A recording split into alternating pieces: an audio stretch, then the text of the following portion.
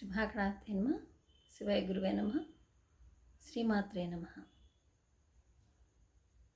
ముదాకరాత్తమోదకం సదా విముక్తి సాధకం కళాధరావతంసకం విలాసిలోకరక్షకం అనాయకైకనాయకం వినాశితే భదైత్యకం నతాశుభాసునాశకం నమామి తం వినాయకం. ఆ గణపతి మహారాజుకి ఒకసారి మనం నమస్కారం పెట్టుకుని లలితా శాస్త్రంలోకి వెళ్ళి ప్రయత్నం చేద్దాం. అయితే ఇప్పటి వరకు మనం చెప్పుకున్న నామాలు ఏంటంటే, నిన్నటిదాకా కూడా భద్రప్రియ, భద్రమూర్తి, భక్త సౌభాగ్యదాయిని, భక్తిప్రియ, భక్తిగమ్మ, భక్తివశ, భయాపహ, ఇక్కడ దాకా కూడా మనం చెప్పుకున్నాం. తర్వాత శాంభవి, శారదారాధ్య, శర్వాణి, శర్మదాయిని. శాంభవి అంటే చాలా గొప్ప నామం అని చెప్పుకోవచ్చు అనమాట. శంభుని యొక్క పట్టమహిషి, శంభుని రాణి. మనం ఇంత క్రితం నామాల్లో చెప్పుకుందాం. ఈవిడ అర్ధనారీశ్వర తత్వానికి, సౌభాగ్యానికి పెట్టింది పేరు. ఈవిడిని మించిన ఏ దేవత కూడా ఇంకా లేదు మనకి. శాంభవి, శంభుని యొక్క అర్ధ శరీరాన్ని పొందినటువంటిది శాంభవి. ఇందులో మనకి అన్నీ కూడా సుఖాలని కలిగించటానికే అమ్మవారు మనకి సిద్ధంగా ఉందన్నమాట. మనం శివుడు ఏ విధంగా శంభునామంతో వర్ధిల్లుతున్నాడో, ఏ విధంగా అయితే చెప్పుకుంటున్నామో శంభుడి గురించి మనం, అలాగే ఇక్కడ శాంభవి నామాన్ని కూడా మనం చెప్పుకోవాలి. శంచమే, మనకి సుఖాలను ఇవ్వటానికే ఆవిడ ఉన్నది. ఏం సుఖము? ఇక్కడ మనుషులు ఉన్నంత కాలము కూడా మనకి ఇక్కడ సుఖాలు కావాల్సిందే. ఉండటానికి ఇల్లు కావాలి, పడుకోవడానికి మంచం కావాలి, తినడానికి ఆహారం కావాలి, కట్టుకోవడానికి వస్త్రం కావాలి, ఉక్కపోయకుండా ఉండటానికి ఏసీలు కావాలి, వేడిగా ఉంటే రూమ్ హీటర్లు కావాలి, తినటానికి సుఖం, నానా రకాల షడ్రుచుల పదార్థాలు తినటానికి, ఇవన్నీ కూడా సుఖాలకు సంబంధించినవే. ఈ సుఖాలన్నింటిని కూడా ఇక్కడ ఇవ్వటమే కాకుండా ఐహికమైనటువంటి సుఖం అంటే పరమపదం కూడా ఆవిడ ద్వారానే మనకి లభిస్తుంది అని అర్థం. ఇక్కడ అంటే అమ్మవారు తలుచుకుంటే మనకి ఏదైనా ఇవ్వగలదు. ఎక్కడైతే దుఃఖాన్ని దూరం చేస్తుందో, ఎక్కడైతే దుఃఖాన్ని పోగొడుతుందో అవంతా కూడా సుఖం అని చెప్పబడతాయి. ఆ సుఖాలు ఇచ్చే తల్లికి ఆలవాలం ఎవరిస్తున్నారు సుఖం అంటే? ఇక్కడ శాంభవి.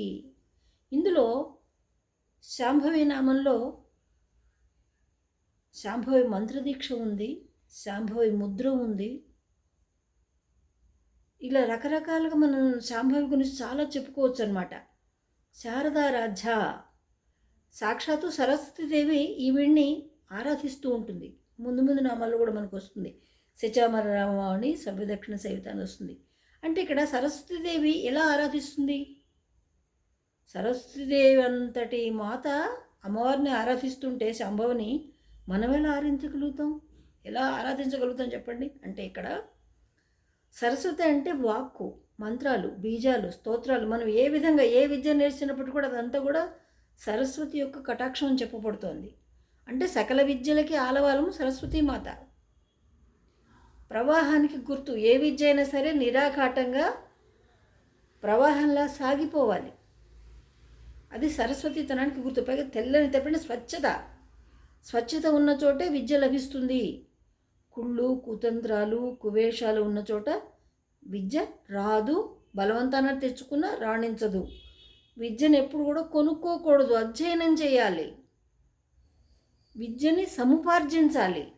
ఇప్పుడు విద్యా సముపార్జన కన్నా మనకి ధన సముపార్జన ఎక్కువైపోతుంది. ఏ స్తోత్రం కానీ, ఏ మంత్రం కానీ, ఏదైనా సరే ఆ యొక్క శాంభవిని మనకి చేరటానికి ఈ సరస్వతి కటాక్షం చాలా అవసరం.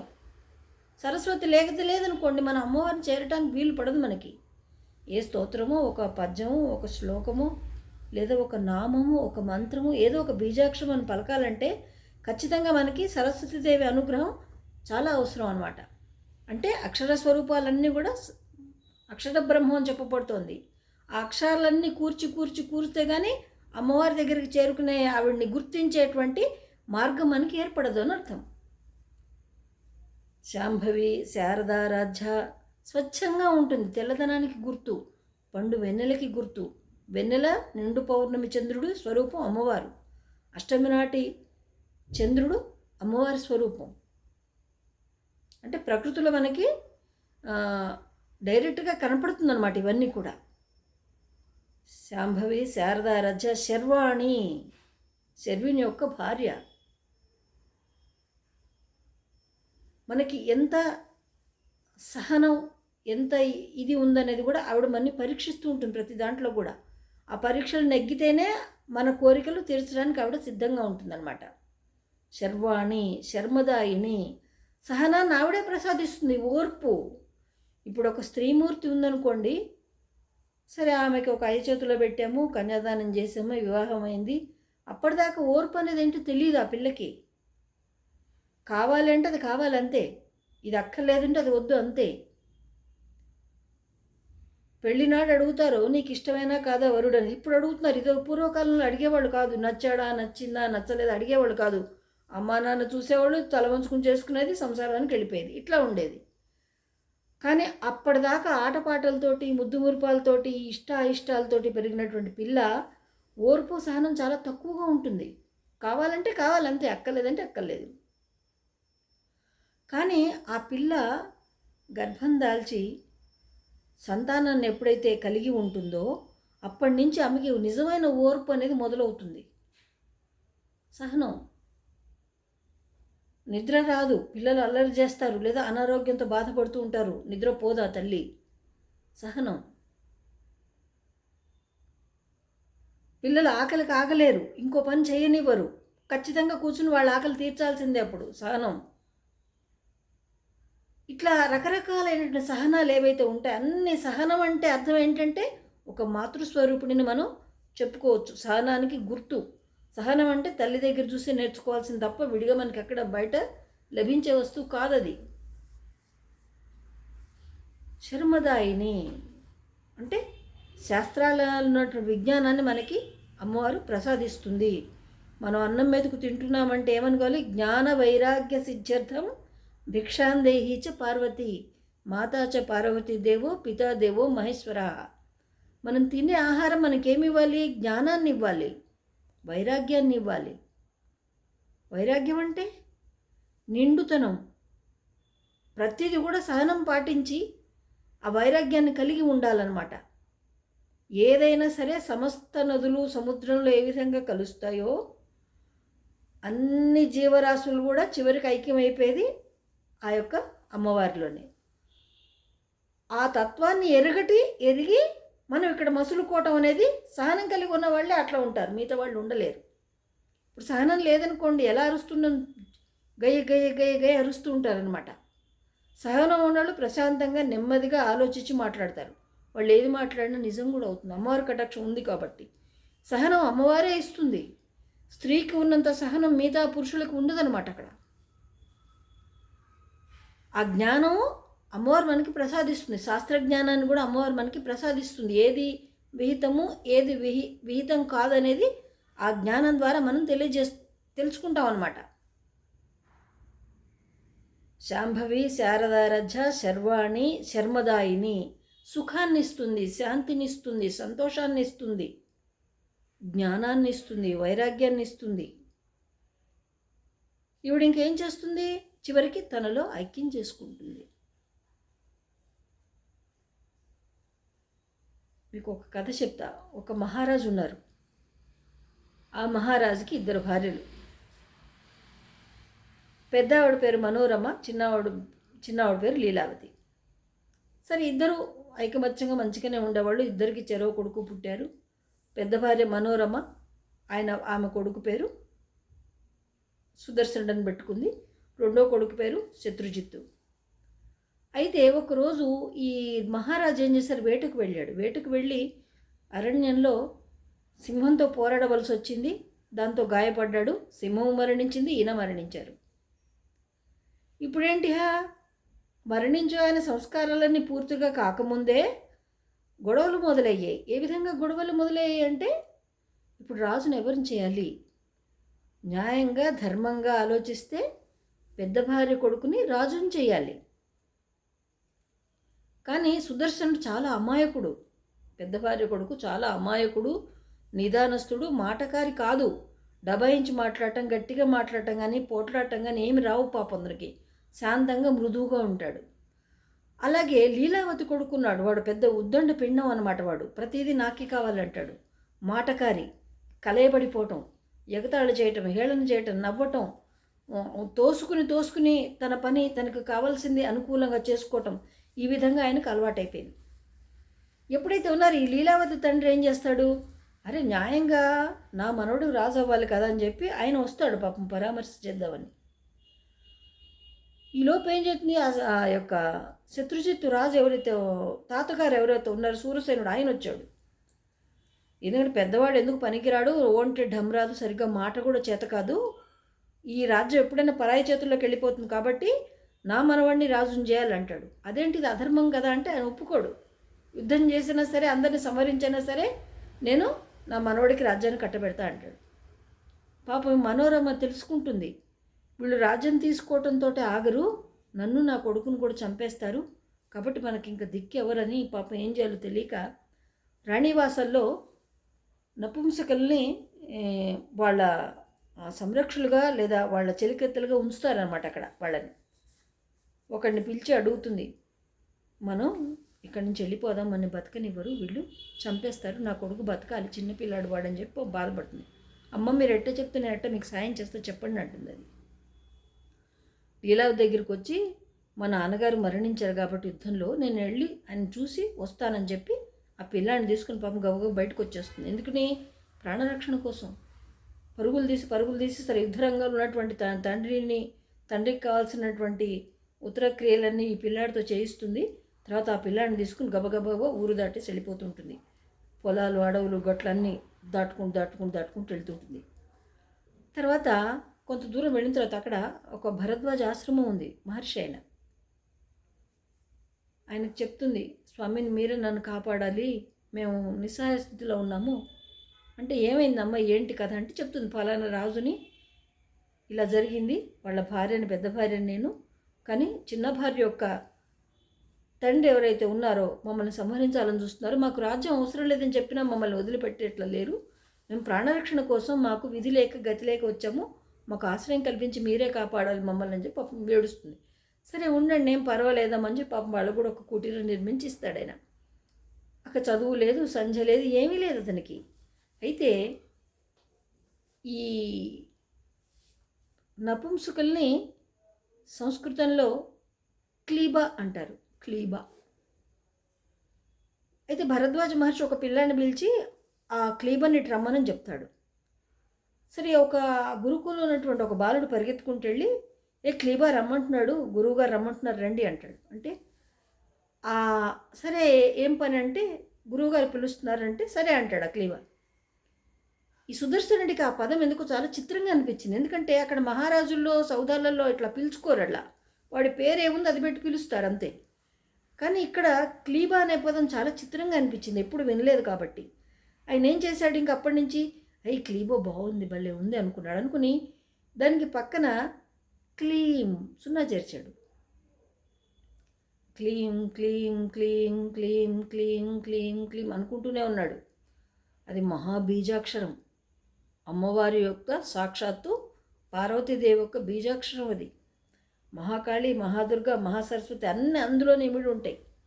ఒక సినిమా యాక్టర్ పేరు కూడా వాళ్ళకి పుట్టిన కూతురి పేరు క్లీంకార్ అని పెట్టుకున్నారు చూడండి. దాని అర్థం తెలిసే పెట్టుకున్నారు వాళ్ళు, ఎదురు ఉన్నది వాళ్ళకి. విజయులు, వాళ్ళు ఏది కావాలంటే అది అవుతుందన్నమాట. అంత గొప్ప బీజాక్షరం. అది సాధన చేయటం మొదలుపెట్టారు. వాడు కూర్చున్నా, నిల్చున్నా, పడుకున్నా, నిద్దట్లో ఏ స్థితిలో ఉన్నా, ఆడుతున్నా సరే క్లీం క్లీం క్లీం క్లీం క్లీం అలా కొన్ని కోట్ల జపం జరిగింది.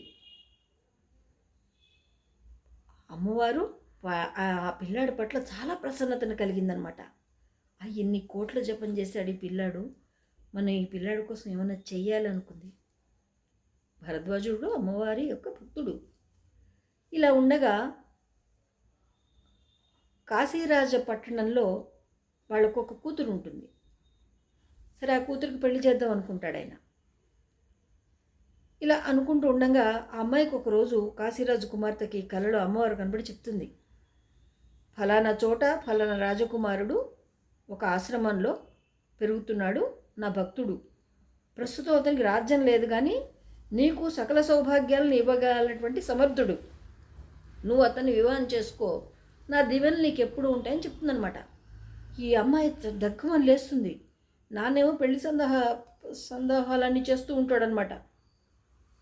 పిల్లకి స్వయంవరం ప్రకటిద్దాము, రాజులందరినీ పిలుద్దాము, ఎవరు నచ్చితే ఆ కూతురు నుంచి వివాహం చేద్దాము అనుకుంటాడు.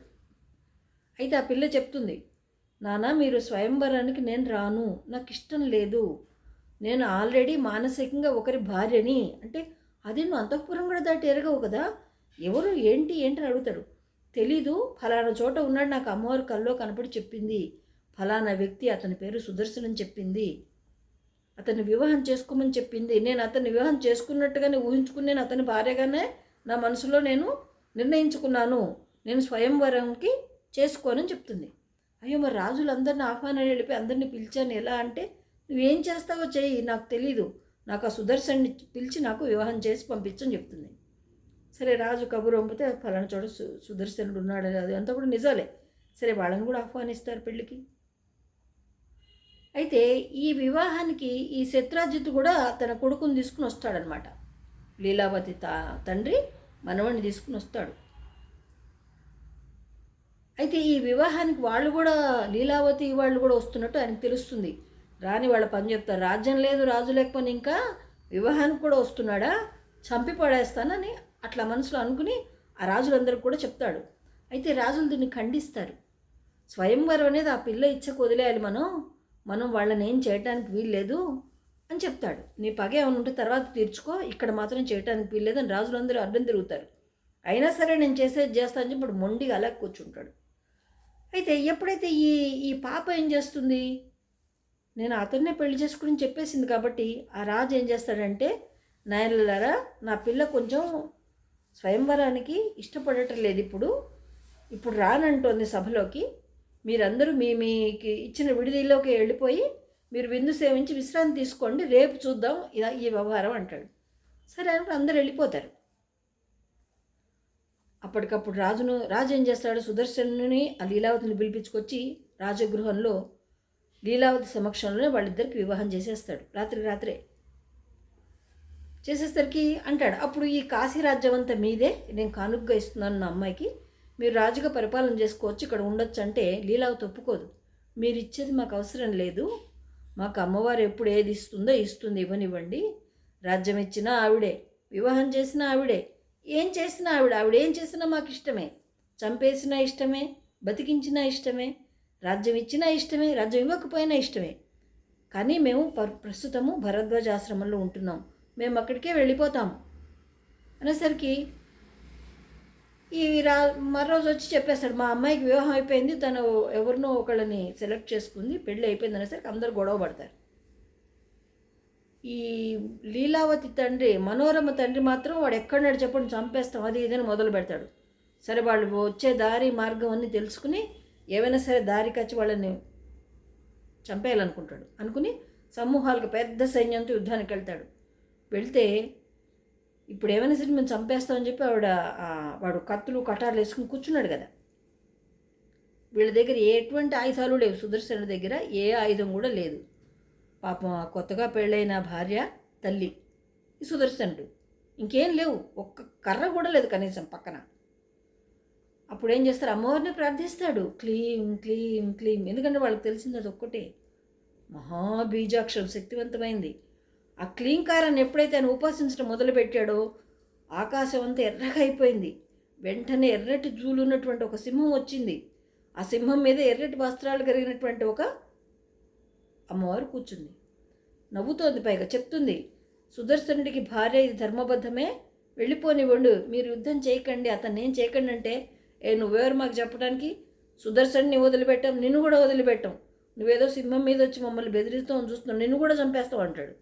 ఎంత పొగరు వీడికి అనుకునే ఆ అమ్మవారు శూలం పెట్టి ఒక్కటేస్తుంది. ఎప్పుడైతే ఈ మా మనోరమ తండ్రి చనిపోయాడో, ఆ పిల్లాడు చనిపోయాడో, సైన్యం అంతా చిల్లా చెదరవైపోతుంది. అట్లా అయిపోగానే వెంటనే అక్కడ ఈ అయోధ్యను పరిపాలించేటువంటి రాజు లేకుండా అయిపోయింది కాబట్టి అప్పుడు ఆ అయోధ్య నుంచి మళ్ళీ కబురు వస్తుంది, ఇప్పుడు వారసత్వం లేకుండా అయిపోయింది కదా ఇక్కడ. మీరు వచ్చి సుదర్శనుల వారు మీరు రాజ్యపరిపాలన చేయండి అని చెప్పి. సరే భార్యని తల్లిని తీసుకుని వెళ్ళి మళ్ళీ అయోధ్యకి వెళ్ళి అక్కడ పరిపాలన సుదర్శనుడు ప్రారంభిస్తాడు. అమ్మవారి కటాక్షం, సహనం, ఎన్ని కష్టాలు వచ్చినా భరించగలటువంటి సహనం. ఏ శాస్త్రం తెలియకపోయినా అమ్మవారి నామమే మహాశాస్త్రం, దాన్ని మించిన శాస్త్రం ఇంకేదీ లేదు. భగవన్నామాన్ని పట్టుకున్న వాడికి మిగతా విద్యలతో కూడా సంబంధం లేదు అసలు. నువ్వు ఎన్ని డిగ్రీలు పుచ్చుకున్నావు, ఎన్ని చదివావు, ఎంత లక్షలు సంపాదిస్తున్నావు, అన్నీ వృధా. ఎందుకంటే మనం ఎంత సంపాదించినప్పటికీ, ఎంత జ్ఞానాన్ని సంపాదించినప్పటికీ, చదువు కానీ ధనం కానీ ఏదైనా సరే, విద్యాధనం కావచ్చు, మామూలు ధనం కావచ్చు, అవన్నీ వదిలేసి వెళ్ళిపోవాల్సిందే. ఎన్నేళ్ళు కష్టపడితే సంపాదిస్తామని చెప్పండి? 60 ఏళ్ళ, 70 ఏళ్ళ, 80 ఏళ్ళ, 50 ఏళ్ళ? ఇవేవి మనతో రావు, కానీ మనతో వచ్చేది ఒక ధనం ఉంది. ఎందుకంటే మనం నేర్చిన విద్యకి కానీ సంపాదించినటువంటి ధనానికి కానీ ఎప్పుడైతే మనం సత్కార్యాలు చేస్తామో దానివల్ల వచ్చే ఫలం ఏదైతే ఉంటుందో అది పుణ్యనిధి అని చెప్పబడుతుంది. ఆ నిధి మనకి ఎక్కడున్నా మనతో పాటే వస్తుంది. దేహం ఉన్నా దేహం లేకపోయినా, పరలోకంలో ఉన్నా ఇహలోకంలో ఉన్నా, వచ్చే జన్మకైనా సరే మనకి ట్రాన్స్ఫర్ అవుతుంది అది. కాబట్టి అందరూ ఇది గుర్తెరిగి చక్కగా పాత్రత ఎరిగి దానం చేయండి. ధర్మాధర్మ విచక్షణ కూడా కలిగి ఉండండి. సహనాన్ని కలిగి ఉండండి. ముందు సహనం లేకుండా వెంట వెంటనే గొడవలకి దిగద్దు. ఎప్పుడు కూడా సహనం పాటించండి. సహనం వల్ల ఎంతో మేలు జరుగుతుంది. గట్టిగా అరిచి పోట్లాడిన వాడు గొప్పవాడు కాదు, శాంతంతో సహనంగా ఉన్నవాడు పనికిరానివాడు కాదు. ఇది మనం గ్రహించుకోవాల్సిన విషయం అన్నమాట. శాంభవి శారదారాధ్య శర్వాణి శర్మదాయిని, అమ్మ మాకు సుఖాన్నివ్వు, సంతోషాన్నివ్వు, శాంతినివ్వు, సహనాన్నివ్వు, సకల విద్యలను కూడా ప్రసాదించమని అమ్మవారికి నమస్కారం పెట్టుకుందామండి. జై హింద్, మేరా భారత్ మహాన్.